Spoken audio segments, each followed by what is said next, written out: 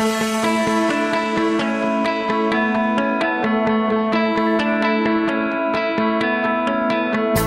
you ever thought of buying a franchise or currently own one or many? If so, this podcast is for you. Welcome to Franchise Euphoria, the podcast created and hosted by franchise attorney Josh Brown for the sole purpose of helping people find success through franchising.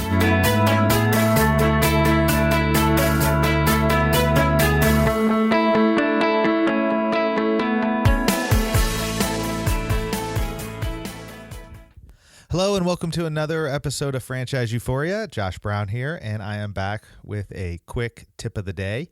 And, you know, it's funny, I talk about franchising all the time, both on my podcast and in my law practice and in general, as I meet with people and talk with other people and, you know, people ask you what you do. And it's kind of funny because someone the other day I was talking with said, gosh, I don't even know why I would even consider franchising. And it kind of took me back a little bit, and I thought, wow, I talk so much about franchising, but maybe I gloss over sometimes why it's important or why you as a business owner, a successful business owner, should consider franchising for your business. So as I was thinking about this, I thought, what a great topic for a tip of the day. And I really broke it down into 4 main reasons why you should consider franchising your business. First and foremost, what a great way to expand your reach. I mean, so many people start a business, and while it's challenging enough to get one business up and going, people have big dreams. And if you have a good enough idea, a good enough concept, you want to look at how you can fully capitalize on that concept. Franchising your business is a great way to expand your reach, not only within your local community, but beyond that and beyond the borders of your state and even elsewhere if you'd like. Number 2, you can grow with other people's capital or through the use of other people's capital. This is such an important part of franchising. When you run and grow a business, the thought of expanding to another location or expanding your business always brings about money issues. And so one of the beauties of franchising your business is that once you have everything set up, once you've gone through the process of setting up the franchise and complying with the various regulations of the state that you're in and with the regulations of federal law and making sure you have your operating manual done and your marketing and your franchise agreements, and you've got all your I's and T's, your I's dotted and your T's crossed. I think the beauty of expanding through franchising is that now you get to bring in other people's money via franchisees. And so now they're essentially paying for the expansion of your brand.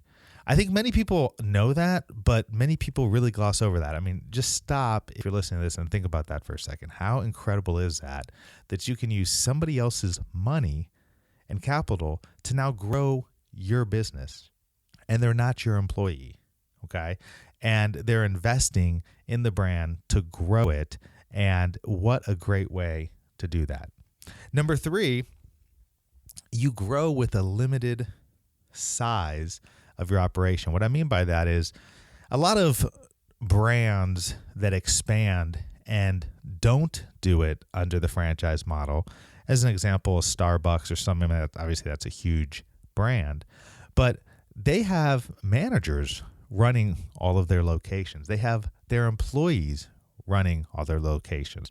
And that just increases the size of the operation.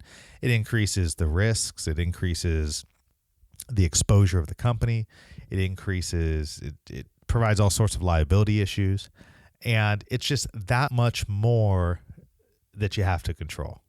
So part of the beauty of franchising your business, or at least something to think about, is that really you can form a core group of people focused in different areas of the franchise. For instance, you can form a part of your team that's focused on the growth. After you've taken the time and figured out how you want to expand this thing, you should have a person or a team in charge of focusing on that growth. But then you go out and hire, or not even hire, you go out and bring in the franchisees, and now they go and hire people that are their employees but not yours. So you can do it with a core group of people. You're limiting the size of your operation, which lessens the managerial headaches, I guess, that you might have. And it really kind of allows you to grow in a systemized, organized way with a limited size operation.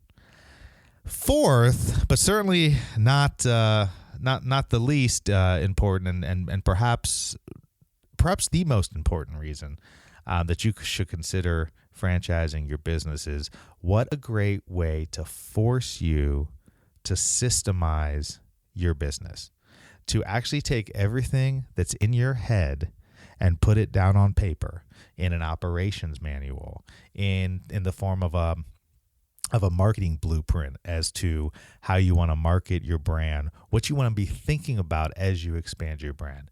You know, as Michael Gerber likes to say through the E-Myth Revisited, and I think it's so true, even if you're not going or you're unsure about the franchise model, you as a business owner should always be thinking about, how can I operate my business as if I was going to repeat it 5,000 times over? In other words, if I was going to try to be the next McDonald's, if I was going to try to be the next sizable franchise, it really forces you to take a look at your own systems, your own processes. And there is no better way, in my opinion, to trim off the fat and to get really, really honed in on what your core is all about. What are your core processes? What are your core systems? What is your business really all about? And get rid of everything else. That in and of itself is worth considering for the franchise model, because plain and simply, you have to do that in order to successfully franchise. Now, there's a lot of franchises out there that don't do that. There's a lot of franchises out there that they get drawn to, or they get lured in at the idea of, I can expand really quickly and get a lot of money coming in via franchise fees and some royalties. And they don't take the time to put in place the proper systems and processes. And those are always the franchises that end up failing or end up in serious financial issues, because they're always chasing their tail, because they can never grow fast enough. And I've seen a lot of systems that have grown too fast. They've gotten ahead of themselves too far.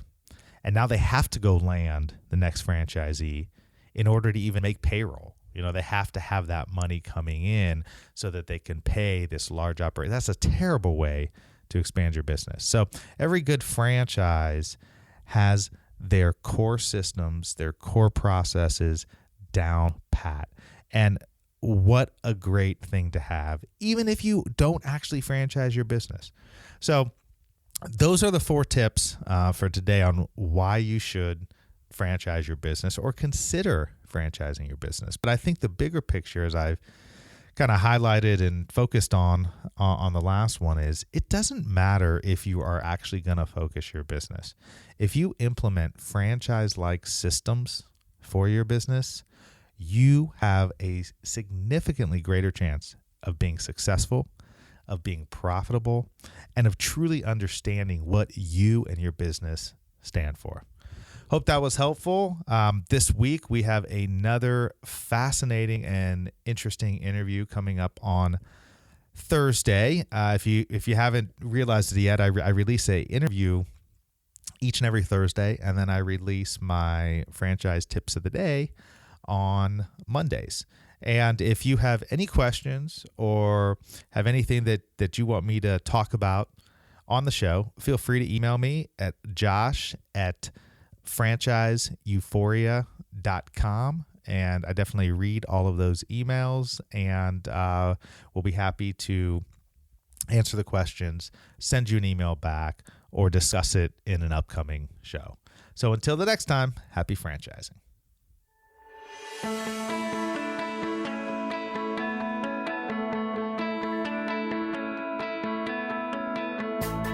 Thanks for being with us today on the Franchise Euphoria podcast. If you enjoyed this episode, please be sure to go to iTunes and provide a review. Also, please remember that although Josh Brown is a licensed and practicing attorney, nothing contained in this podcast should be construed as legal advice, because it is not. The information contained in this podcast is general and educational in nature, and none of it should be relied upon as legal advice. That being said, if you have questions for Josh and would like to contact him, please email him at josh@franchiseeuphoria.com. Thank you so much for listening, and we hope you tune in to our next weekly episode.